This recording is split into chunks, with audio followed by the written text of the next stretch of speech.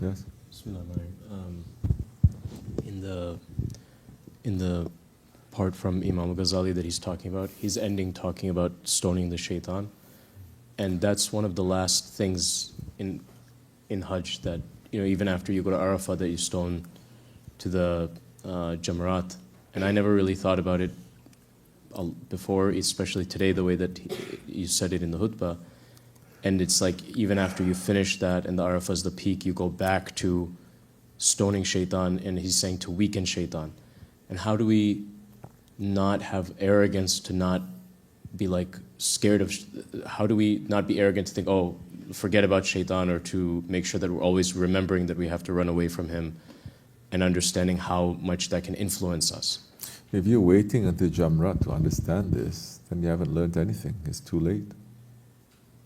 If you're not understanding the power of shaitan on you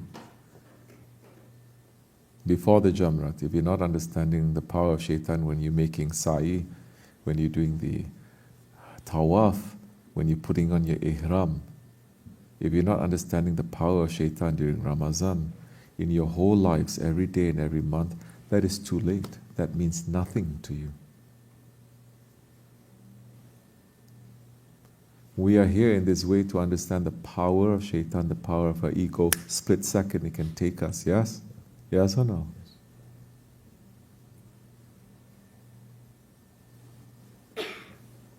It's too late. If you don't understand that, you don't get it, you don't practice it, you don't understand. In the ihram, the shaitan can approach you, of course. Allah has given him power in this world. He can enter into anywhere. But you don't care. And nobody is making you to care, nobody is teaching you. Shaitan can even enter your heart, but not all the way in. But the way that he enters into your heart is if you open your heart to shaitan. Who is teaching how to close your heart to shaitan? Who is teaching then get rid of the enemy inside of your heart that opens that? Because it's not you, it's your enemy. Who's teaching about the nafs? No. So many scholars, they look down on this knowledge. They say this is very basic. You don't even know how to speak Arabic. You didn't go here, you didn't go there. You don't know this, you don't know that. You don't know how to recite. So this kind of knowledge is very basic, low knowledge. The curse of arrogance is on them. You can see on their face. I don't care if the whole world stands up and cheers them. They're completely empty. Who is the father of arrogance and pride? Shaitan. Doesn't matter what you look from the outside.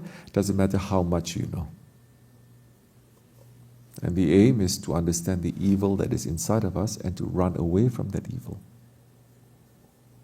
A'udhu billahi minash shaitanir rajim is not outside, it's inside.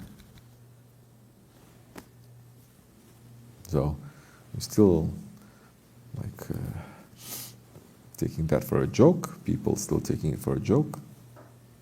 Shaykh Allah even says, it's so serious, we should put signs everywhere, not beware of dog, beware of shaitan.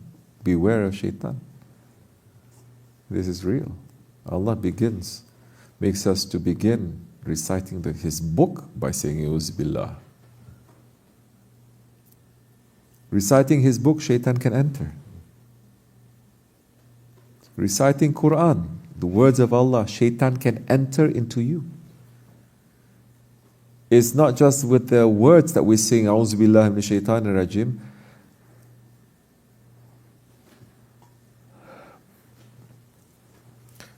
So,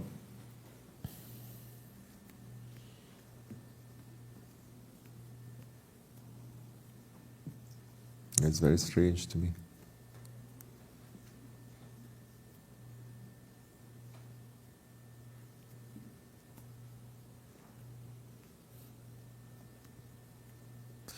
If you are summoned by the governor, by the chief of police, by the president to say this is your judgment,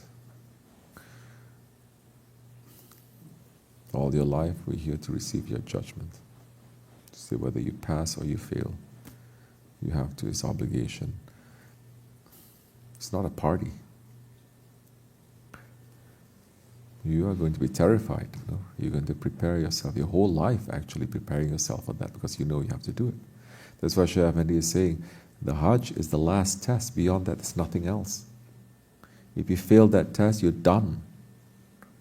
That's why this is the last test. You're supposed to prepare everything. Everything is in preparation for that. That's why I'm very curious to see why people are taking it so lightly.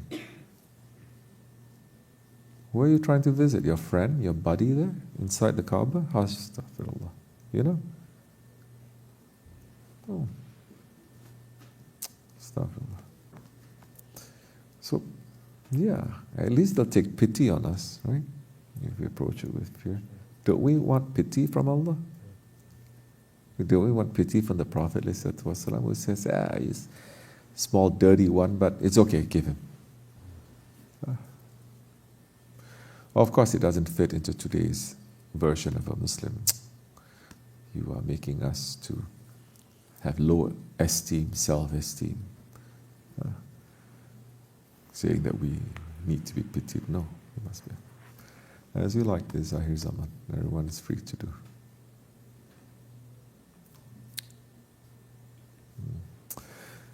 Allah save us, inshallah, from that kind of thinking. Allah forgive us. We are very weak.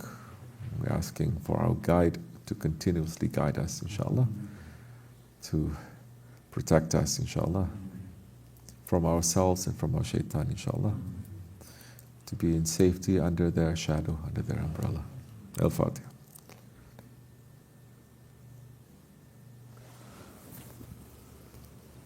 That's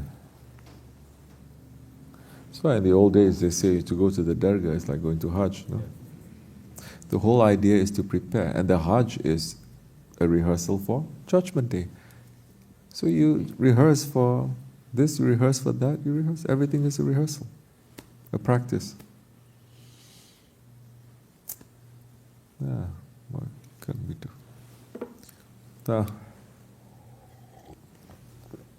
Allah forgive us, inshallah. Yeah, people they get jealous from unbelievers. Unbelievers have nonsense, chasing after the pleasures and the treasures of this world that makes them more miserable and dark. Wanting to be one of the global elites everyone is running to be. That all they do is worship shaitan and become shaitans. They're running to be there. What do? They have little plastic pods on top of roof having romantic dinner. Now they have that. Oh, you see, you want to go for Umrah? You can have both. You can circle around like a donkey. You can come up, you eat like a donkey too, like an unbeliever. Nice, romantic. What is it now? Is it vacation or is it preparation for Judgment Day? We're not saying don't have vacation. But after a while, even Barack Obama says, after a while it's enough. It's enough nice trips, nice vacation. It's enough already. And that's how the dunya is. As Shaykh Maulana says, the first spoonful you get of honey, it is really sweet. Second spoonful is not too sweet. Third spoonful, you say this is enough. Fourth spoonful, fifth spoonful, sixth spoonful, you want to throw up. This is what the dunya is. You must realize that. Everyone will realize that. Now, us as Muslims, as believers, and we're not learning this. And we're imitating. But nobody cares. Why you have to care? He speaks perfect Arabic. Why you have to care? He looks like this. Why you have to care? He has all these credentials. Doesn't matter. It matters to our mashayikh. It matters to us, inshallah. So, Allah forgive me. Allah raise the station of Sahib al-Saif, inshallah, and Shaykh Maulana. May their feet always be on our legs. May Allah forgive us. Fatiha. Amen. Inshallah. Assalamu alaikum. As much as enough. سيدنا إبراهيم وبارك على سيدنا محمد وأزواجه وذريته كما باركت على آل سيدنا إبراهيم إنك حميد مجيد اللهم صل على سيدنا محمد وعلى آله كما صليت على سيدنا إبراهيم وبارك على سيدنا محمد